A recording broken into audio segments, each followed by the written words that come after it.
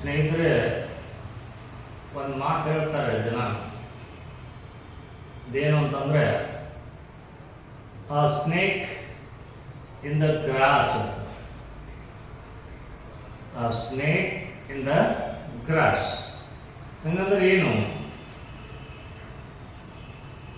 ಅ secret enemy ಅಂತ. ಅ secret enemy ಅಂದರೆ ಗುಪ್ತ ಶತ್ರು ಅಂತ ಹೇಳ್ತಾರೆ. ಗುಪ್ತ ಶತ್ರು ಅಂತ ಹೇಳ್ತಾರೆ. ಸ್ನೇಹಿತರೆ, ನಿಮಗೂ ಕೂಡ ಜೀವನದಲ್ಲಿ ಯಾರಾದರೂ ಸ್ನೇಹಿತರಲ್ಲೇ ಇರ್ಬೋದು ಅಥವಾ ಸಂಬಂಧಿಕರಲ್ಲೇ ಇರ್ಬೋದು, ಯಾರಾದರೂ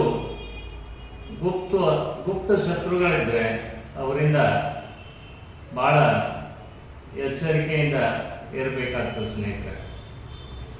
ಯಾಕಂತಂದರೆ ಇವರು ಪ್ರೀತಿಯಿಂದ ಅಪ್ಕೊಂಡವ್ರ ಥರ ಮಾಡಿ ಬೆನ್ನಿಗೆ ಚೂರಿ ಹಾಕುವಂಥ ಜನ. ನಿಮಗೆ ಭಯಂಕರ ನಿಮ್ಮ ಜೊತೆಗೆ ಆತ್ಮೀಯರಂತೆ ವರ್ತಿಸ್ತಾರೆ, ನಿಮ್ಮನ್ನು ನಂಬಿಸ್ಬಿಡ್ತಾರೆ.